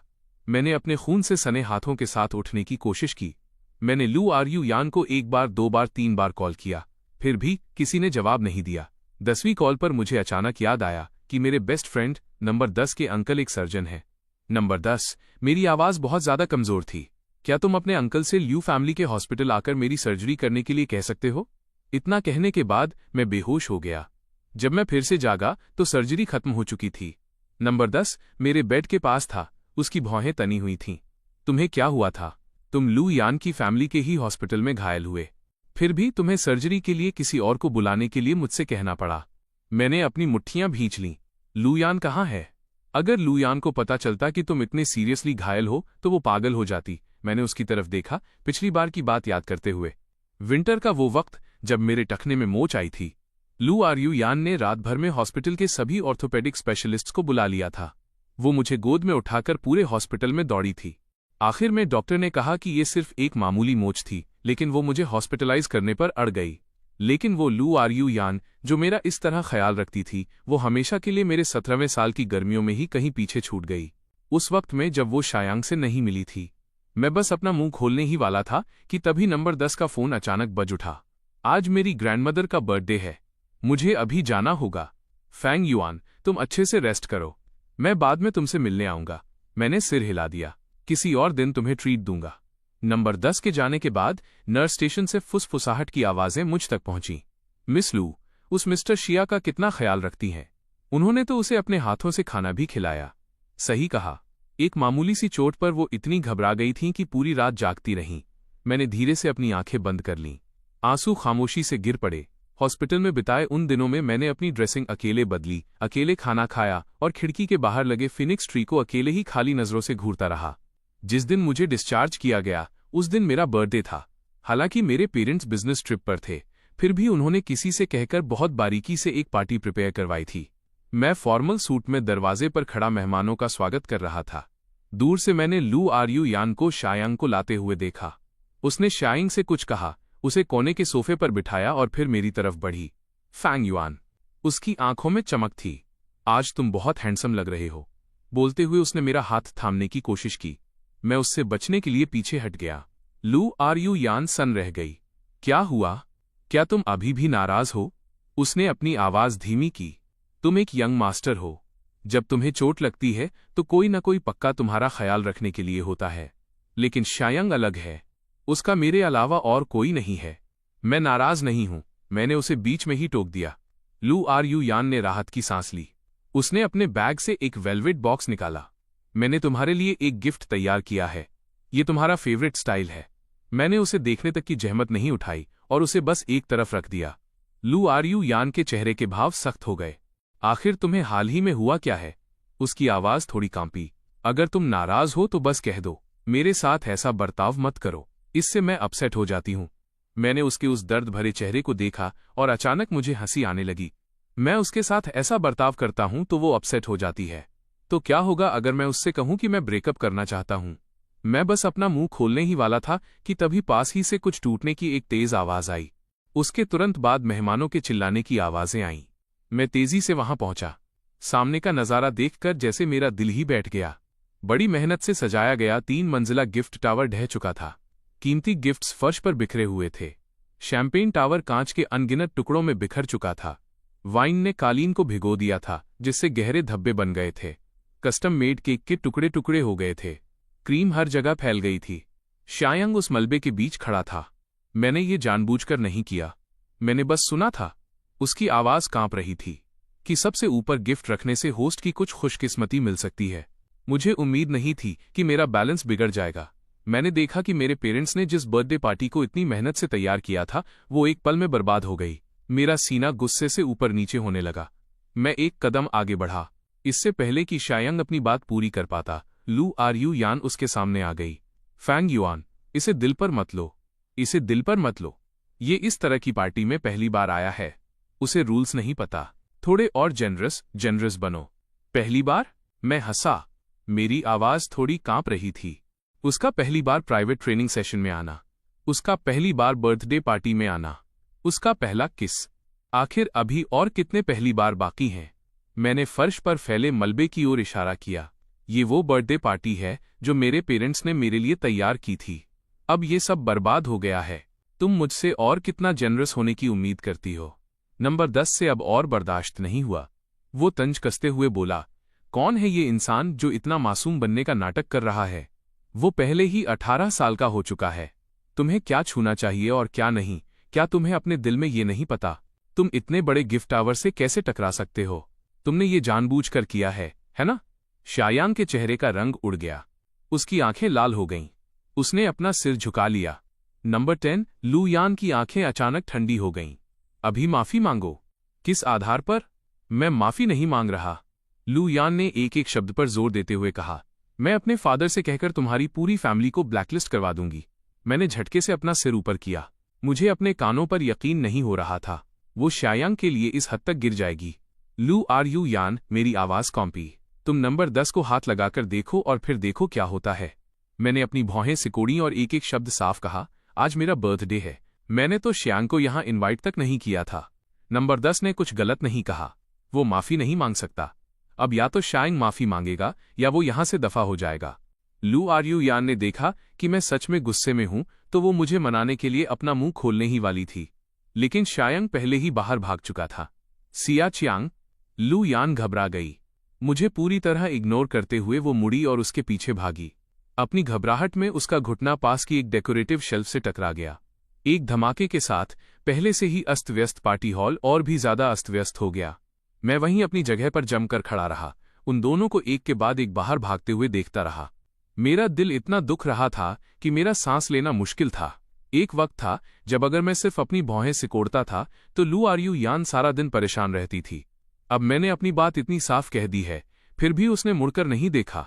क्या लू आरयू यान पागल हो गई है जो एक बाहरी इंसान के लिए तुम्हारे साथ ऐसा बर्ताव कर रही है? मैंने अपना सिर हिलाया। मैं फर्श से टूटे हुए पिक्चर फ्रेम्स उठाने के लिए नीचे झुका। ये वही बर्थडे गिफ्ट था जो लू आरयू यान ने पिछले साल मुझे दिया था। इसके अंदर बचपन से लेकर बड़े होने तक की हमारी साथ वाली फोटोज थीं। अब कांच टूट चुका था और फोटोज क्रीम से सनी हुई थीं, बिल्कुल हमारी फीलिंग्स की तरह, जो बहुत पहले ही पूरी तरह बदल चुकी थीं। अगले कुछ दिनों तक मैंने लू आरयू यान से कांटेक्ट पूरी तरह काट दिया। मेरे फोन की स्क्रीन जलती रहती थी। एक के बाद एक मैसेज आ रहे थे। फैंग युआन, अब नाराज मत रहो, मैंने तुम्हारे लिए एक गिफ्ट खरीदा है। मैंने मूवी टिकट्स खरीदी हैं, चलो साथ में देखने चलते हैं। मैंने ऐसे नाटक किया जैसे मैंने उनमें से कोई मैसेज देखा ही ना हो, जब तक कि लू आरयू यान से और बर्दाश्त नहीं हुआ और वो मेरे दरवाजे पर आ गई। फेंग युआन वो दरवाजे पर खड़ी थी, उसकी भौहें कसकर तनी हुई थीं। इतनी मामूली बात पर तुम कब तक नखरे टैंट्रम करोगे? तुम्हें मनाना काम नहीं करता, माफी मांगना काम नहीं करता। मैंने अपने हाथों में पकड़ी हुई बुक बंद की। मैंने तुमसे मुझे मनाने के लिए नहीं कहा था, और नहीं मैंने तुमसे माफी मंगवाई थी। अगर तुम्हें ये सब मुसीबत लगता है तो तुम शायांग के साथ जाकर घूम सकती हो, मुझे कोई ऑब्जेक्शन नहीं है। लू आर यू यान एक पल के लिए घबरा गई। तुम क्या बकवास कर रहे हो? तुम मेरे बॉयफ्रेंड हो। मैं जानती हूं कि मैं हाल ही में शाइंग के थोड़ा ज्यादा करीब रही हूं, यहां तक कि मैंने उसे चिंगबे यूनिवर्सिटी वाला स्पॉट भी दे दिया, लेकिन मुझे बस ऐसा लगता है कि उसका सहारा लेने के लिए कोई नहीं है। वो बहुत बेचारा है और मैं बस अपनी जान बचाने के लिए उसका एहसान चुकाना चाहती थी। उसकी आवाज नरम हो गई। चूंकि तुम्हें ये पसंद नहीं है तो उसका एहसान लगभग चुक गया है। अब से मैं उससे कोई इंटरेक्शन नहीं रखूंगी, प्रॉमिस। मैंने उसकी ओर देखा। मैं बस उस पर तंज कसने ही वाला था और पूछने वाला था कि क्या उसे खुद अपनी बात पर यकीन है कि तभी उसका फोन अचानक बज उठा। वो शायांग था। लू आर यू यान? दूसरी तरफ से उसकी सिसकती हुई आवाज आई। मैं अब कॉलेज नहीं जा रहा हूं, मैं अपने होम टाउन वापस जा रहा हूं खेती करने। लू आर यू यान के चेहरे के हाव भाव पूरी तरह बदल गए। क्यों? क्या फैंग युआन तुम्हें माफ नहीं करेगा? ये सब मेरी गलती है। शायांग की आवाज खुद पर दया, सेल्फ पिटी से भरी थी। चूंकि बात ऐसी है तो मेरा यहां से चले जाना और तुम्हारी नजरों से ओझल हो जाना ही बेहतर है। मैं तुम्हारे रिलेशनशिप के बीच में कभी नहीं आऊंगा। फोन रखने के बाद लू आर यू यान तुरंत पैनिक हो गई। बिना एक शब्द कहे उसने मुझे सीधे बाहर खींच लिया। फैंग युआन, चलो उसे समझाते हैं। शायांग को बताओ कि हमारे बीच सब ठीक हो गया है। मेरा घाव अभी भरा नहीं था, इसलिए मैं ज्यादा संघर्ष नहीं कर पाया और वो मुझे घसीटते हुए बस्तियों स्लम्स तक ले गई। दूर से ही हमने देखा कि शायांग को एक शराबी अधेड़ उम्र का आदमी जबरदस्ती कार में खींच रहा था। ओ ए छोकरे, अपनी भलाई जानता है ना तू? उस आदमी ने तसल्ली से उसके चेहरे पर एक थप्पड़ जड़ा। तुझे पता है कि तुझे गांव वापस जाकर खेती करनी है और अपने बुढ़े बाप की शराब के लिए पैसे कमाने हैं। लू आर यू यान चिल्लाते हुए आगे बढ़ी। उसे छोड़ो, वो कहीं वापस नहीं जा रहा। शाइंग का फादर, जो अपनी कमाई का जरिया बंद होते देख रहा था, एक लाठी उठाकर गालियां देने लगा। मेरा बेटा है, तुम्हारा इससे कोई लेना देना नहीं है। लू आर यू यान एक लाड़ प्यार में पली बढ़ी लड़की थी। ये पहली बार था जब उसका सामना इस तरह के इंसान से हुआ था। एक बदमाश के सामने उसने अपने बॉडीगार्ड्स को आगे कर दिया। फिर उसने शायांग का हाथ पकड़ा। मेरे साथ चलो, लेकिन शायांग ने मना करते हुए संघर्ष किया। नहीं, मैं वहां वापस नहीं जा सकता। मेरी वजह से तुम्हारा और फैंग युआन का झगड़ा हुआ है। वो जितना ज्यादा समझदार बनने का नाटक करता, लू आर यू यान का दिल उतना ही ज्यादा टूटता। उसने ठान लिया था कि चाहे कुछ भी हो जाए वो उसे अपने साथ ले जाएगी। छोड़ो उसे, कोई मेरे कामधेनु कैश काऊ को यहां से नहीं ले जा सकता। शायांग का बाप गुस्से में आग बबूला हो गया। उसने अचानक एक चाकू निकाला और हमारी तरफ लपका। उस अफरा तफरी में शायांग ने मुझे जोर से धक्का दे दिया। धप! जैसे ही वो चाकू मेरे शरीर में घुसा, मैंने लू आर यू यान की कलेजा चीर देने वाली चीख सुनी, फैंग युआन। जब मैं दोबारा जागा तो लू आर यू यान मेरे हॉस्पिटल बेड के पास पहरा दे रही थी। उसकी आंखों के नीचे काले घेरे, डार्क सर्कल्स थे। फैंग युआन, तुम जाग गए। वो जल्दी से करीब आई। उसकी आवाज बहुत ज्यादा जेंटल थी। क्या अभी भी दर्द हो रहा है? तुम क्या खाना चाहते हो? मैं किसी से कहकर तैयार करवाती हूँ, मैंने कमजोरी से पूछा। शायांग कहाँ है? लू आर यू यान का चेहरा सख्त हो गया। उसे दोष मत दो, उसने तुम्हें जानबूझकर धक्का नहीं दिया। उस वक्त बहुत ज्यादा अफरा तफरी थी। उसने जल्दी से एक्सप्लेन किया। वो पिछले कुछ दिनों से बहुत गिल्टी महसूस कर रहा है। वो लगातार तुम्हारे लिए दुआएं मांग रहा है। मैंने अपनी आंखें बंद कर लीं। मेरे सीने में तेज दर्द उठा। मैंने सिर्फ एक सवाल पूछा था और उसने उसके बचाव में अनगिनत सेंटेंस बोल दिए। क्या यही वो बात थी कि वो अब उससे नहीं मिलेगी? Fang Yuan? लू आर यू यान ने हिचकिचाते हुए मेरा हाथ पकड़ा। एक बार तुम ठीक हो जाओ, फिर हम। मैं थक गया हूं। मैंने अपना हाथ पीछे खींच लिया और उसकी तरफ पीठ कर ली। आने वाले दिनों में लू आर यू यान मेरे डिस्चार्ज होने तक मेरी देखभाल करने के लिए हॉस्पिटल में ही रुकी रही। उसने शुरू में प्लान बनाया था मुझे घर ले जाने के लिए, लेकिन तभी अचानक उसे शायांग का एक सिसकता हुआ कॉल आया। रुयन, जिस मिल्क टी शॉप पर मैं काम करता हूं, वहां कोई मुझे परेशान कर रहा है। लू आर यू यान हिचकिचाई और उसने मेरी तरफ एक नजर डाली। आखिर में उसने फिर भी कह ही दिया, मैं बस अभी वहां पहुंचती हूं। मैंने उसे जल्दबाजी में जाते हुए देखा और खुद पर तंज कसते हुए हंसा। मेरे अब्रॉड जाने से पहले वाली रात मैंने अपना सारा सामान पैक कर लिया था। लुयान अचानक मेरे घर आई। मेरे सूटकेस को देखकर उसके होठों पर एक कोमल मुस्कुराहट आ गई। सब पैक हो गया? मैं तुम्हारी मदद करने के लिए आने का प्लान बना रही थी, कहीं तुम जैसा भुलक्कड़ इंसान कुछ भूल न जाए। उसने मेरा सिर थपथपाने के लिए हाथ बढ़ाया। चलो, कल साथ में स्कूल के लिए रजिस्टर करने चलते हैं। मैं मुस्कुराया। उसे अभी भी नहीं पता था कि मैं बीजिंग जा ही नहीं रहा था। न केवल मैं नहीं जा रहा था, बल्कि मैं उसके साथ हमेशा के लिए ब्रेकअप भी करने वाला था। मेरे स्कूल और चिंगबे की रजिस्ट्रेशन डेट्स अलग अलग हैं, मैंने सपाट लहजे में कहा। मेरा रजिस्ट्रेशन कुछ दिनों बाद है। तुम्हें पहले शायांग को रजिस्ट्रेशन के लिए ले जाना चाहिए। लू रुयन ने अपनी भौहें सिकोड़ी। बिल्कुल नहीं। तुम अकेले जाओगे? मुझे चैन नहीं पड़ेगा। सिया डरपोक है। वो पहले कभी बीजिंग नहीं गया है, मैंने शांति से कहा। तुम उसे जगह से वाकिफ कराने के लिए पहले ले जा सकती हो। उसे कुछ दिनों तक वहां घुमा देना। लू आरयू यान दंग रह गई। उसे उम्मीद नहीं थी कि मैं इतना जेनरस होऊंगा। इसके बजाय उसने राहत की सांस ली। तो फिर मैं पहले उसे कुछ दिनों तक घुमा दूंगी। जब तुम आओगे तो वो तुम्हें पिक करने आ जाएगा। लू यान कुछ और कहना चाहती थी, लेकिन मैंने ये बहाना बनाया कि कल उसकी सुबह की फ्लाइट है और उसे सीधे बाहर कर दिया। बाहर? लू यान ने कसकर बंद दरवाजे की ओर देखा। उसके दिल में बेचैनी का एक हल्का सा एहसास हुआ, लेकिन उसने उस विचार को झटक दिया। एक बार जब वे बीजिंग में होंगे तो मुझे मनाने के लिए काफी समय होगा। अगले दिन एयरपोर्ट पर मैं अपना सामान खींचते हुए इंटरनेशनल टर्मिनल की तरफ जा रहा था। तभी मैंने दूर से चेक इन काउंटर पर लू आरयू यान और शायांग को खड़ा देखा। लू आरयू यान ऊपर देख रही थी और शायांग की हैट ठीक कर रही थी। उसकी पतली उंगलियां धीरे से उसके बालों को संवार रही थीं। उसकी नजर बहुत कोमल थी। शायांग ने नीचे उसकी ओर देखा। उसकी आंखों में पूरी तरह निर्भरता, डिपेंडेंस थी। मैं जल्दी से एक पिलर के पीछे छिप गया। तभी लू आरयू यान ने अचानक अपनी भौहें सिकोड़ी और मेरी दिशा में देखा। क्या हुआ? शायांग ने पूछा। मुझे लगा मैंने फैंग युआन को देखा, उसने कहा और इस तरफ चलने ही वाली थी। शायांग ने जल्दी से उसे पीछे खींच लिया। क्या फैंग युआन ने नहीं कहा था कि वो कुछ दिनों बाद जा रहा है? वो यहां कैसे हो सकता है? तुमने पक्का गलत देखा होगा, उसने एक प्यारी आवाज में कहा। हम बस प्लेन में बोर्ड करने ही वाले हैं। मैं पहले कभी प्लेन में नहीं बैठा। मैं तुम्हारे बिना ये नहीं कर सकता। लू आरयू यान एक पल के लिए हिचकिचाई। आखिर में वो बोर्डिंग गेट की तरफ शायांग के पीछे चली गई। मैं पिलर के पीछे से बाहर निकला और उन दोनों को भीड़ में ओझल होते देखता रहा। तभी मैंने अपना सामान इंटरनेशनल डिपार्चर काउंटर की तरफ खींचा। 2 प्लेन ने एक ही समय पर उड़ान भरी। एक बीजिंग के लिए उड़ा और दूसरा 7 समंदर पार। बिल्कुल लू आरयू यान और मेरी तरह हम आखिरकार अपने अलग अलग रास्तों पर जा रहे थे। जब प्लेन एक विदेशी धरती के एयरपोर्ट पर लैंड हुआ तो मैंने अपने फोन से लू आरयू यान की आखिरी फोटो भी डिलीट कर दी। इस पल से मैंने उस लड़की को पूरी तरह पीछे छोड़ दिया था जिसके साथ मैं एक दशक से भी ज्यादा समय से जुड़ा हुआ था, और अपनी एक नई जिंदगी का स्वागत किया। अपना सामान लेने के बाद मैंने यूनिवर्सिटी के लिए एक टैक्सी ली। खिड़की के बाहर सड़क के नज़ारे धीरे धीरे अनजान होने की वजह से फोकस में आ गए। मैं अपने सूटकेस के साथ एकेडमी के गेट्स के सामने खड़ा हुआ और एक गहरी सांस ली। यहाँ की ऑटम पतझड़ में बीजिंग जैसी खुशबू नहीं थी, लेकिन एक रिफ्रेशिंग फीलिंग थी जिसने मुझे फिर से शुरुआत करने का हौसला दिया। नए स्टूडेंट्स के लिए डिपार्टमेंट की वेलकम पार्टी स्कूल के पहले दिन की शाम को रखी गई थी। अपना सामान सेट करने के बाद मैंने एक सिंपल जैकेट पहनी और ऑडिटोरियम की बैक रो में बैठ गया। प्रोजेक्टर स्क्रीन पर इंट्रोडक्टरी टेक्स्ट को स्क्रॉल होते हुए देखते हुए मेरी उंगलियां खाली बैठे अपने नोटबुक के कवर को सहला रही थीं। अब तालियों के साथ स्वागत करें। नए स्टूडेंट्स को वेलकम स्पीच देने के लिए प्लीज प्रोफेसर बिंग बिंग को स्टेज पर आमंत्रित करते हैं। तालियों की गड़गड़ाहट के बीच लाइट कलर की ड्रेस पहनी एक महिला स्टेज पर आई। उनकी फिगर छरहरी थी और लुक बेहद कैप्टिवेटिंग, आकर्षक था। उन्होंने अपनी नाक पर पतले रिम वाला चश्मा पहना हुआ था। लेंस के पीछे उनकी आंखें जेंटल थीं, लेकिन उनमें एक चमक थी।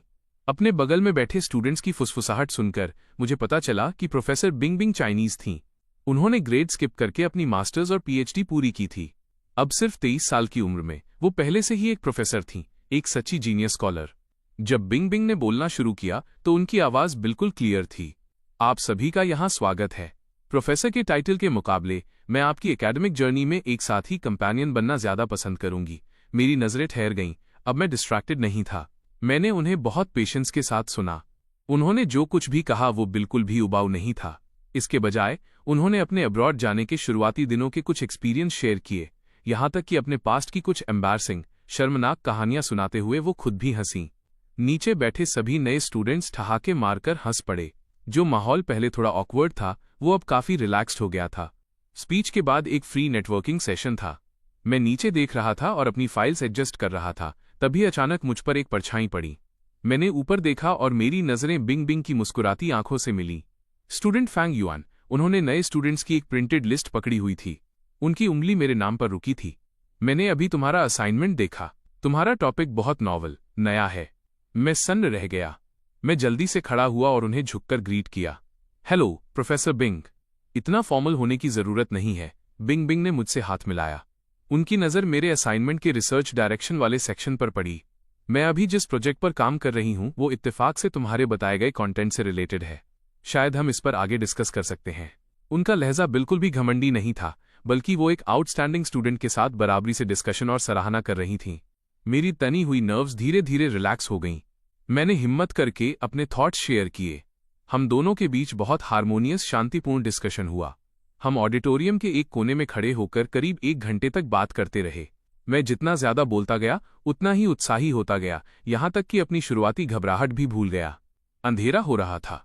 आई एम सॉरी प्रोफेसर बिंग, क्या मैंने आपका बहुत ज्यादा टाइम ले लिया? जब मुझे होश आया तो मैंने महसूस किया कि आसपास के ज्यादातर लोग जा चुके थे। मैंने झेपते हुए कहा। बिंग बिंग मुस्कुराईं और उन्होंने अपना सिर हिलाया। मुझे खुशी है कि फ्रेशमैन के बीच मुझे इतना सीरियस स्टूडेंट मिला। इतना कहकर वो ऑडिटोरियम के बाहर कॉफी शॉप की तरफ मुड़ी। मैं 1 कप कॉफी लेने जा रही हूं, क्या तुम साथ चलना चाहोगे? बिंग बिंग ने मुझे एक लाटे पकड़ाया। कप की गर्माहट मेरी उंगलियों के पोरों तक फैल गई। जब आप अभी अभी आए हों तो अनजान महसूस करना लाजमी है। अगले हफ्ते पड़ोस के शहर में एक इंटरनेशनल सेमिनार है।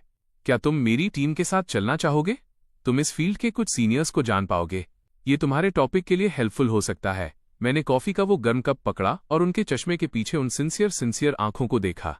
मेरे दिल का एक कोना धीरे से सहल गया। जी थैंक यू प्रोफेसर बिंग। अंधेरा घिर रहा था। हम दोनों ऑडिटोरियम से कंधा मिलाकर बाहर निकले। रात की हवा ने मेरे बालों को उड़ाया। मैंने रिफ्लेक्सिव तरीके से उन्हें पीछे की तरफ संवारा। मैंने अपना सिर घुमाया तो ठीक उसी वक्त प्रोफेसर बिंग बिंग की प्रोफाइल को देखा।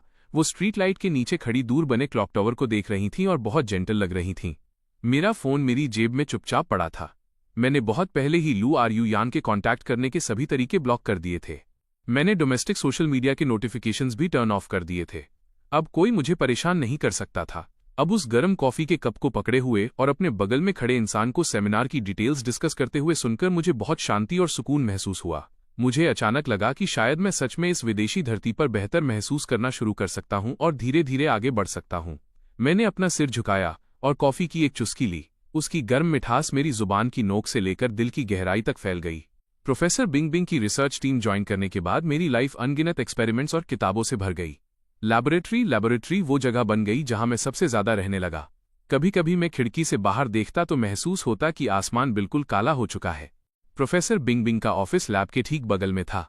ऐसा लगता था जैसे उनके पास प्रोजेक्ट्स का कभी न खत्म होने वाला खजाना है। वो अक्सर देर रात तक मेरे साथ रुकती थीं। एक बार डिजिटल मॉडल को कैलिब्रेट करते समय हम दोनों कंप्यूटर स्क्रीन पर डेटा क्रॉस रेफरेंस कर रहे थे। खिड़की के बाहर से आ रही चांदनी ब्लाइंड्स के बीच से छनकर ब्लूप्रिंट पर रोशनी के धब्बे बना रही थी। मैंने टेबल के कोने पर रखे कॉफी कप की तरफ हाथ बढ़ाया, लेकिन मेरी कोहनी गलती से कप के किनारे से टकरा गई। डार्क ब्राउन लिक्विड तुरंत फैल गया और ब्लूप्रिंट के किनारों पर बिखर गया, जिससे मेरी बड़ी मेहनत से लिखी हुई डायमेंशंस एक डार्क और धुंधले दाग में बदल गईं। Oh no! मैंने अपनी छिली हुई कोहनी को इग्नोर किया और चिल्ला उठा। मैंने उसे पोंछने के लिए जल्दी से टिश्यूज निकाले, लेकिन इससे दाग और भी ज्यादा फैल गया। ये वो ड्राफ्ट था जिसे मैंने 3 रातें जागकर तैयार किया था। मैं पैनिक हो गया और मेरी आवाज कांपने लगी। जल्दबाजी मत करो। एक छोटे और पतले हाथ ने अचानक मेरी कलाई पकड़ ली। मुझे पता ही नहीं चला कि कब बिंग बिंग मेरे पीछे आकर खड़ी हो गई थीं। उन्होंने उस खराब हुई ड्राइंग की तरफ नहीं देखा, बल्कि मेरा हाथ उठाया। तुम्हारे खून निकल रहा है, मुझे इसकी केयर करने दो। फिक्रमंद चेहरे के साथ उन्होंने कॉटन स्वैब निकाला, मेरे घाव को डिसइंफेक्ट किया और फिर दवाई लगाई। वो ड्राइंग! इससे पहले कि मैं अपनी बात पूरी कर पाता, बिंग बिंग मुड़ी और फाइल कैबिनेट से एक नई ड्राइंग शीट निकाली। मैंने कल रात इसकी एक डिजिटल कॉपी सेव कर ली थी। हम बस एक और प्रिंट निकाल सकते हैं। ये सब करने के बाद उन्होंने शांति से एक वेट वाइप निकाला और मेरे हाथ साफ किए। मैं सन्न रह गया। मैंने नीचे देखा और उनकी नजरें मुझसे मिलीं। वह मेरे बहुत करीब खड़ी थीं।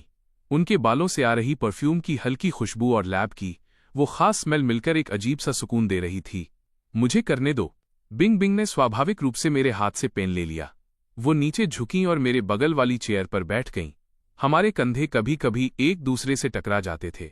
जैसे ही वो सर्च करने लगीं, उस समय उनकी गर्म सांसें धीरे से मेरे कान को छूकर गुजरीं। मेरे हाथ ने वेट वाइप को कसकर भींच लिया। मैं बस अपने कान की ईयरलोब को थोड़ा गर्म होते हुए महसूस कर सकता था। ऐसा लगा जैसे मेरे दिल की गहराई में कोई चीज धीरे से खरोंच रही है, जिससे हल्की सी गर्माहट पैदा हो रही थी। कुछ दिनों बाद वीकेंड पर बिंग बिंग ने एक टेक्स्ट भेजा। सेंट्रल आर्ट म्यूजियम में मिडीवल आर्किटेक्चर पर एक स्पेशल एग्जीबिशन लगी है। वहाँ कुछ फ्रेस्को मैन्युस्क्रिप्ट्स भी हैं। ये तुम्हारी रिसर्च के लिए तुम्हें कुछ आइडियाज दे सकते हैं। क्या साथ चलना चाहोगे? मैंने लगभग तुरंत हाँ कर दी। एग्जीबिशन हॉल की लाइट बहुत सॉफ्ट थी। दीवारों पर एक के बाद एक खूबसूरत पेंटिंग्स डिस्प्ले की गई थीं। मैं एक पेंटिंग के सामने रुक गया। पेंटिंग में आर्च डोर पर लगा स्टेन ग्लास सूरज की रोशनी में पारभासी ट्रांसल्यूसेंट लग रहा था। यहां तक कि पत्थरों की दरारें और बेलें भी बहुत जीवंत तरीके से पेंट की गई थीं। मैं उसे मंत्रमुग्ध होकर देखता रहा। मेरी उंगलियां अनजाने में पेंटिंग के आर्किटेक्चरल कर्व्स को ट्रेस करने लगीं। जैसे कि ये वाला। मेरे पीछे से बिंग बिंग की आवाज आई। मैंने अपना सिर घुमाया और उन्हें एग्जीबिशन गाइड पकड़े हुए अपनी ओर मुस्कुराते हुए देखा। मुझे अंदाजा था कि तुम्हें इनमें इंटरेस्ट होगा। ये फ्रेस्को और जिस टॉपिक पर तुमने पहले रिसर्च की थी उनमें असल में बहुत कुछ कॉमन है। उन्होंने वाकई मेरी रिसर्च की वो डिटेल्स याद रखी थी जो मैंने चलते फिरते बताई थीं। मेरा दिल धड़क उठा। मैं हैरानी में ऊपर देखने लगा और ठीक उसी वक्त मेरी नजरें उनकी मुस्कुराती आंखों से मिलीं। उस पल मेरे दिल की एक धड़कन रुक गई। मैंने जल्दी से अपनी नजरें हटा लीं और फ्रेम पर लिखे कैप्शन को देखने का नाटक करने लगा, लेकिन मेरे कान लाल होने से नहीं रुक पाए। पहले जब मैं लू आर्यू यान के साथ था, उसका प्यार हमेशा पैशनेट और दिखावे वाला होता था, बिल्कुल तपती गर्मियों के सूरज की तरह। लेकिन बिंग बिंग की कोमलता बसंत की फुहार जैसी थी, जो चुपचाप मेरे दिल में समा रही थी। यहां देखो। बिंग बिंग ने पेंटिंग की ओर इशारा किया। ये लोड बेयरिंग स्ट्रक्चर और पिछली बार तुम्हारे द्वारा रिस्टोर किए गए यिंगसियन लकड़ी के पगोडा के अंडरग्राउंड लेवल में कितनी शानदार समानता है ना? मैं करीब से देखने के लिए झुका। हमारे सिर एक दूसरे के करीब थे। हमारी शांत चर्चा उस खामोश एग्जीबिशन हॉल में गूंज रही थी। कभी कभी हमारे हाथ गलती से टच हो जाते। मैं झटके से अपना हाथ पीछे खींच लेता, लेकिन मैं उन्हें सीरियसली एक्सप्लेन करते हुए उनके फोकस प्रोफाइल को चोरी छिपे देखने से खुद को नहीं रोक पाया। जब हम आर्ट म्यूजियम से बाहर निकले तो सूर्यास्त क्षितिज पर बादलों को लाल रंग से रंग रहा था। बिंग बिंग ने मुड़कर मुझसे पूछा, पास ही में एक बहुत अच्छी कॉफी शॉप है, क्या थोड़ी देर के लिए वहां चलना चाहोगे? मैं पिगमेंट एनालिसिस पर एक बुक लाई हूं, तुम उसे देख सकते हो। मैंने धीरे से सिर हिलाया।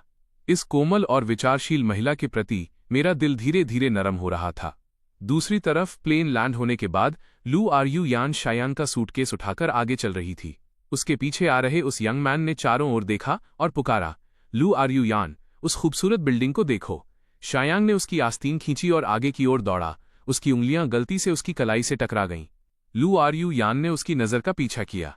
पिछले ऑटम में जब वो मुझे एक कॉम्पिटिशन के लिए ले गई थी, तब मैं भी बिल्कुल इसी तरह एक पेड़ के नीचे खड़ा होकर उसकी तारीफ कर रहा था। उसने अपने फोन की ओर देखा। चैट अभी भी उसी मैसेज पर थी जो उसने बोर्डिंग से पहले भेजा था। फैंग युआन, तुम कब आने का प्लान कर रहे हो? मुझे अपने स्कूल की स्टार्ट डेट बता देना, मैं तुम्हें एयरपोर्ट पर पिक कर लूंगी। चलो, पहले तुम्हारे सामान को ड्रॉप करने के लिए डॉर्म चलते हैं। उसने अपनी यादों को पीछे धकेला और मुस्कुराते हुए शायांग से बात की। जैसे ही लू आर्यू यान उसका बिस्तर ठीक कर रही थी, शायांग पास के सोफे पर बैठ गया। चेयर पर बैठकर लू आर्यू यान को देख रहा था। तुम मेरे लिए कितनी अच्छी हो, काश तुम हमेशा मेरे लिए इतनी ही अच्छी रह पाती। लू आर्यू यान ने कोई जवाब नहीं दिया। उसने बस तह किए हुए कंबल को बेड के किनारे धकेल दिया। शाम को कैंपस में टहलते समय शायांग अचानक करीब आया और उसकी बाह पकड़ ली। रुयन, आज रात नए स्टूडेंट्स के लिए वेलकम बॉनफायर है। मुझे अकेले जाने में शर्म आ रही है, मैं तुम्हारे साथ चलूंगा। लू आर्यू यान उसे दिलासा देने के लिए मुस्कुराई। जैसे ही उसके मुंह से शब्द निकले, उसकी जेब में रखा फोन बज उठा। ये सोचकर कि वो मैं हूं, उसने जल्दी से फोन निकाला, लेकिन वो सिर्फ मौसम का पूर्वानुमान वेदर फोरकास्ट था। उस रात वेलकम पार्टी में आग की लपटें चटक रही थीं।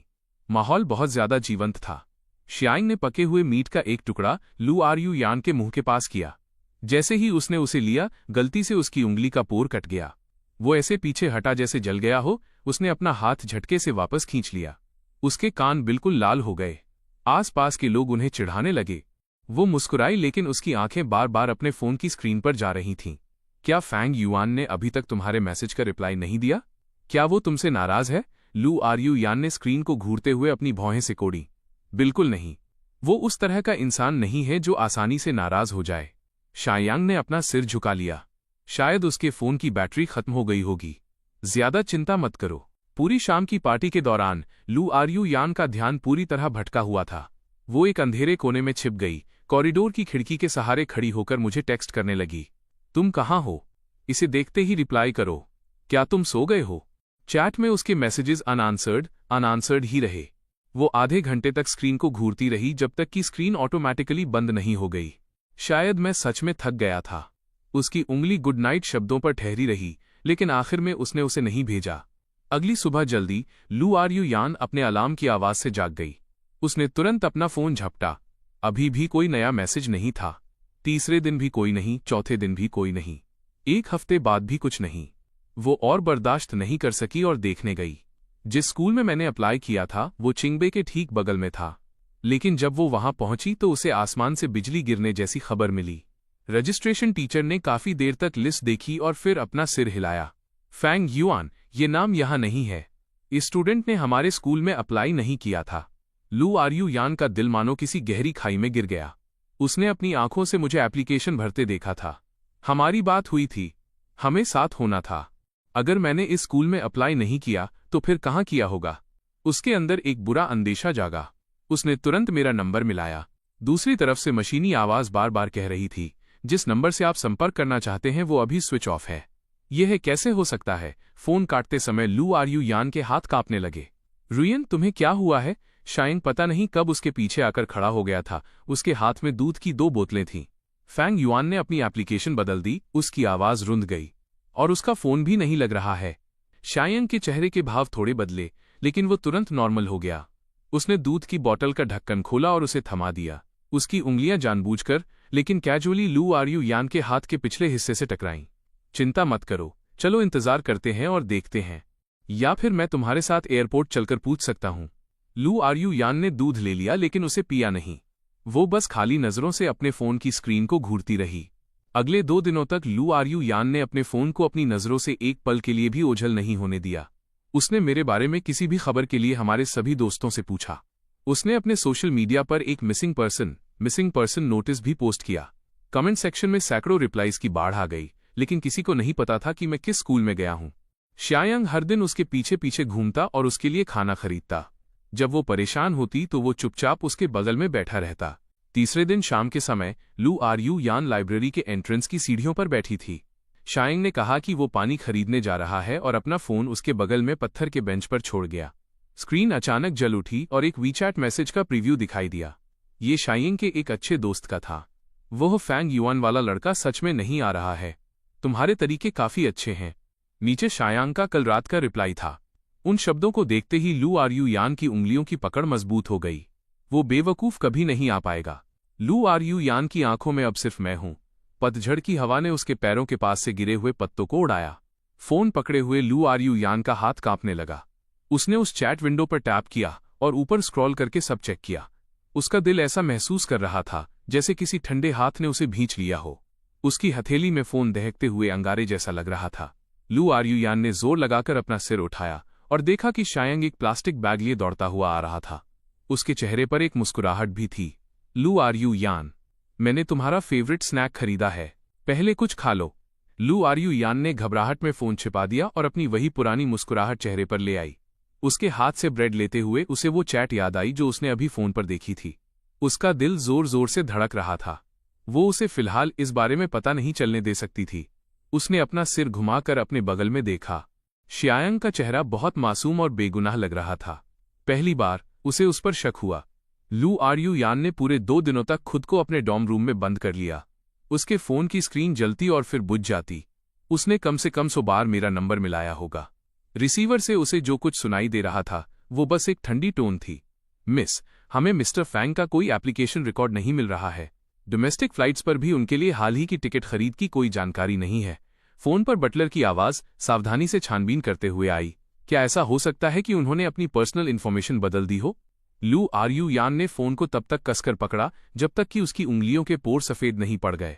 उसकी उंगली मेरी भीगी हुई प्रोफाइल पिक्चर को सहलाती रही।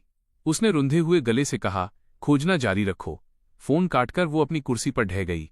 उसकी नजर डेस्क के कोने में रखी एक किताब पर पड़ी, पर एक शब्द भी उसके पल्ले नहीं पड़ा। डॉम के दरवाजे से नए स्टूडेंट्स की वेलकम पार्टी का शोर गूंज रहा था। नीचे कोई लव सॉन्ग गा रहा था, लेकिन ये रौनक उसे धुंध की एक परत के पीछे बहुत धुंधली और दूर महसूस हो रही थी। अगली सुबह जल्दी लू आर यू यान के दरवाजे पर हुई तेज दस्तक से उसकी नींद खुल गई। शायंग ब्रेकफास्ट लिए दरवाजे पर खड़ा था। उसकी आंखों के नीचे हल्के काले घेरे थे। लू आर यू यान, तुम पिछले कुछ दिनों से क्लास नहीं आई हो। एडवाइजर पहले ही तुम्हारे बारे में पूछने आए थे। क्या तुम्हारी तबीयत ठीक नहीं है? लू आरयू यान ने कुछ नहीं कहा और उसे अंदर आने देने के लिए एक तरफ हो गई। शायांग ने टेबल पर ब्रेकफास्ट रखा। जैसे ही वो उसे पानी देने के लिए मुड़ा, उसकी जेब से पुराना फोन फिसल गया और कालीन पर एक धमाके के साथ गिरा। ये वही फीचर फोन था जिसे वो स्कूल ट्रांसफर करने से पहले यूज करता था। उसकी स्क्रीन पर बहुत पहले से एक दरार थी। वो अक्सर कहता था कि उसने इसे एक बैकअप फोन के तौर पर। लू आरयू यान की नज़र अचानक उस फोन पर टिक गई। कुछ दिनों पहले लाइब्रेरी में उसने जो चैट देखी थी वो एक कांटे की तरह बार बार उसकी नसों में चुभ रही थी। उसने देखा कि शायांग फोन उठाने के लिए नीचे झुका। बिना किसी वजह के उसका दिल जोर जोर से धड़कने लगा। मुझे उठाने दो। उसने शायांग से पहले ही फोन झपट लिया। उसे अपने हाथ में उस डिवाइस की ठंडी बॉडी महसूस हुई। जरूरत नहीं है, यह फोन काफी समय से खराब है। शायांग की आवाज में अचानक तनाव आ गया। उसने अपना हाथ आगे बढ़ाया, उसे वापस झपटने के इरादे से। लू आरयू यान ने सहज रूप से एक कदम पीछे लिया और स्क्रीन जला दी। स्क्रीन लॉक का पासवर्ड उसका जन्मदिन था। उसने उसे दर्ज किया। जैसे ही उसने फोटो गैलरी खोली, लू आरयू यान की सांसें थम गईं। वहां शायांग की चैट हिस्ट्री का एक हिस्सा था। मैंने बहुत पहले ही किसी को उसके एप्लीकेशन सिस्टम में लॉगिन करने के लिए पैसे दिए थे। मैंने पहले ही उसकी चॉइसेस बदल दी हैं।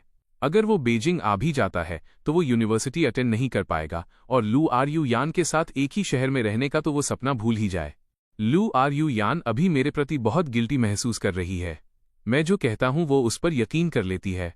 एक बार जब मैं यहां सेटल हो गया तो वो जल्दी या देर से उस फैंग युआन वाले लड़के को पूरी तरह भूल जाएगी। लू आरयू यान की उंगलियां बेकाबू होकर कांपने लगीं। खून मानो एक पल में उसके सिर तक चढ़ा और अगले ही पल उतर गया। उसके हाथ पैर डरावने हद तक ठंडे पड़ गए। उसे वो दिन याद आया जब मैं अपनी चॉइसेस सबमिट कर रहा था। मैंने उससे शिकायत की थी, सिस्टम बार बार अनयूजुअल लॉगिन क्यों दिखा रहा है। उसे उस दिन कॉल पर मेरी कांपती हुई आवाज याद आई। लू यान, मुझे लगता है किसी ने मेरी एप्लीकेशन चॉइसेस बदल दी हैं। अब मैं क्या करूं? लेकिन उसने कहा था, ज्यादा मत सोचो, ये सिर्फ एक सिस्टम ग्लिच होगा। उसे वे अनगिनत पल याद आए जब मैंने उसे शायांग की तरफ धकेला था। लू आरयू यान, मत देखो। शायांग झपटकर आगे आया, फोन छीनने की कोशिश में। उसके नाखूनों ने लू आरयू यान के हाथ के पीछे खरोंच मार दी, जिससे लाल निशान बन गए।